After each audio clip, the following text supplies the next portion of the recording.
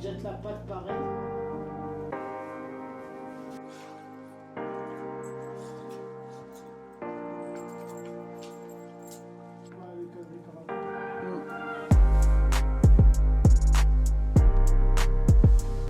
Baya, elle est arrivée chez moi à la fin décembre.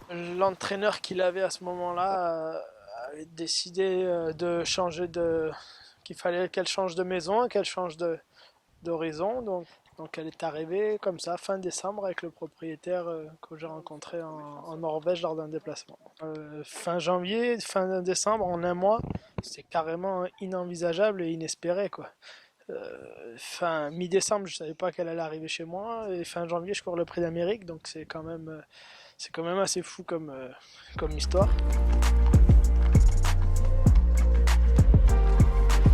On pouvait pas faire les deux, c'était à quelques jours d'intervalle, il fallait choisir.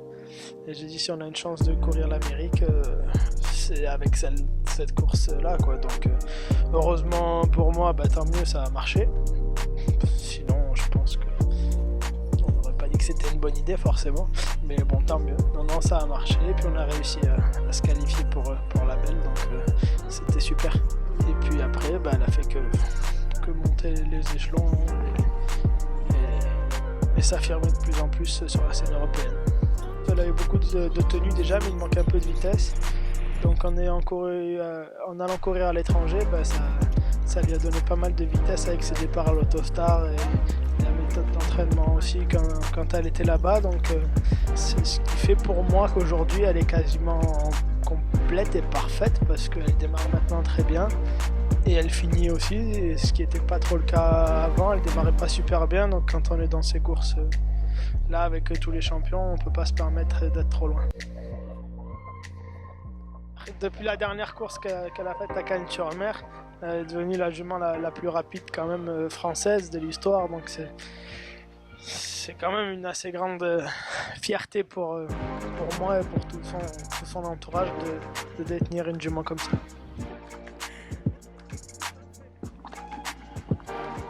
Pour la jument, ça l'a vraiment amélioré, ça donne envie de recommencer. Bien sûr, on sait qu'on a cette opportunité-là.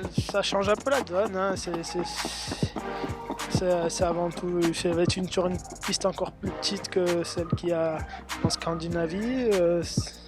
Ça va dépendre du numéro qu'on va avoir, les chevaux qui vont être notés à l'intérieur. Enfin, ça va dépendre de beaucoup de choses. La quarantaine, tout ça, la jument qu'il faudra qu'elle s'adapte pendant 10 jours avant. Donc il y a plein de petits facteurs qui font qu'on ne peut pas être sûr de notre coup et savoir que tout va bien se passer à l'avance ou pas. Mais on y va en espérant forcément que tout aille bien, que ça se passe bien et qu'elle puisse fournir sa vraie valeur. Oui, c'est vrai qu'elle a changé par rapport à cet hiver.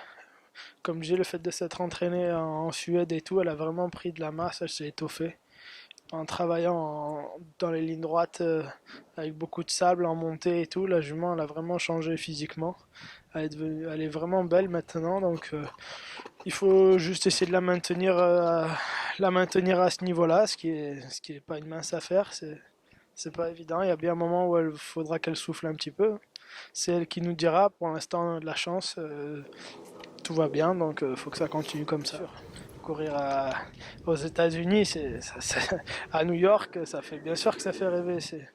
On y va un peu pour ça aussi. On y va parce que la jument est en forme, parce que elle est bien et que je pense que 2000 mètres en plus, ça peut être un avantage pour elle sur cette piste. Donc on y va un peu pour toutes ces raisons-là, pour réaliser un rêve aussi de courir là-bas et pour en plus avoir une chance de participer à l'arrivée.